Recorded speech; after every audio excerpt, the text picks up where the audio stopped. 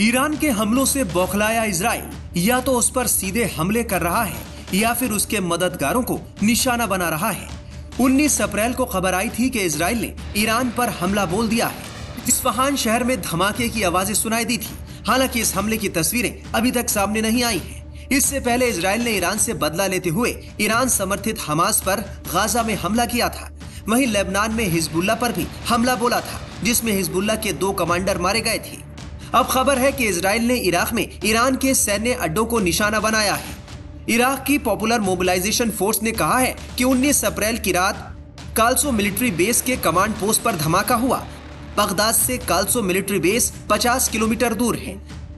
धमाके के पीछे की वजह एयर स्ट्राइक बताई गई। इस हमले में एक पीएमएफ फाइटर की मौत हो गई, जबकि 6 जवान घायल बताए जा रहे हैं। घायलों को हिल्ला शहर के एक अस्पताल में भर्ती करवाया गया है। मीडिया रिपोर्ट्स के मुताबिक पीएमएफ ने एक बयान में बताया है कि धमाके की वजह से बेस पर मौजूद चीजों को नुकसान हुआ है। कुछ लोग घायल भी हुए हैं। एक टीम मामले की जांच कर रही है। हालांकि अभी तक ये पता नहीं चल पाया है कि एयर स्ट्राइक के पीछे कौन रहा है।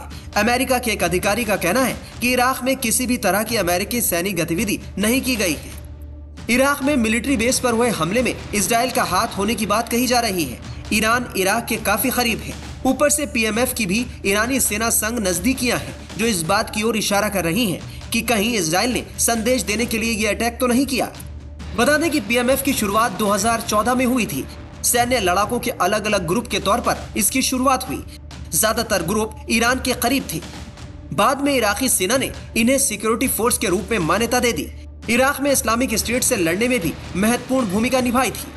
पॉपुलर मोबिलाइजेशन फोर्स ने अमेरिकी सेना पर भी हमले किए थे। पॉपुलर मोबिलाइजेशन फोर्स पर फरवरी से ही रोक लगी हुई है। बता दें कि 1 अप्रैल को इजराइल ने सीरिया में मौजूद ईरान के वाणिज्य दूतावास पर एयर स्ट्राइक की थी। इस हमले में ईरान के 2 टॉप कमांडरों समेत 13 लोगों की मौत हो गई थी। इस घटना के बाद से दोनों देशों में तनाव बढ़ गया। अटैक के बाद ईरान ने इजराइल से बदला लेने की धमकी दी थी। इसके 12 दिन बाद 13 और 14 अप्रैल की दरमियानी रात को ईरान ने इजराइल पर 300 से ज्यादा मिसाइलों और ड्रोन से हमला कर दिया। इस दौरान नेवाती मिलिट्री बेस को निशाना बनाया गया। इसमें इजराइल के करीब 12 लोग घायल हो गए थे। 19 अप्रैल को खबर आई कि इजराइल ने बदला लेते हुए ईरान के इस्फहान शहर पर हमला बोल दिया है।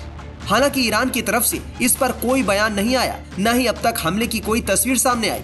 बहरहाल ईरान और इजराइल के बीच तनातनी लगातार बढ़ती जा रही है। Times now of Bharat digital की रिपोर्ट।